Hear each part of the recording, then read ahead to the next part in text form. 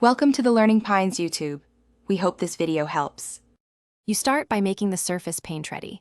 Clean thoroughly and remove any loose material so the paint bonds. Once done, sand glossy patches and fill dents. Vacuum dust to avoid grit. Next, mix the Jotun primer per label. Use the correct primer for wood, metal, or plaster, then roll a uniform coat. Make sure to tip off with a brush at edges. Let the primer flash for the manufacturer's window so the top coat adheres and performs as designed. You now move to mixing and applying the Jotun top coat. Stir thoroughly to reincorporate pigments and components. If needed, pass through a fine strainer. Next, load your roller evenly and work in 1.5 to 2 square meter sections, maintaining a wet edge to avoid lap marks. Once the field is rolled, cut in corners and trim with a brush for crisp lines. Apply thin, even layers because multiple thin coats dry better and resist sagging than a single heavy coat.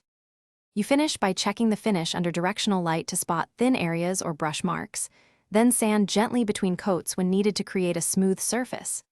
After the final Jotun coat, maintain airflow and moderate temperature so curing proceeds evenly. Full mechanical cure often takes 24 to 48 hours.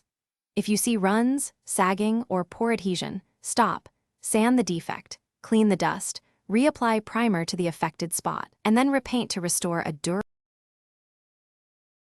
Thanks for watching. Consider subscribing if we helped you.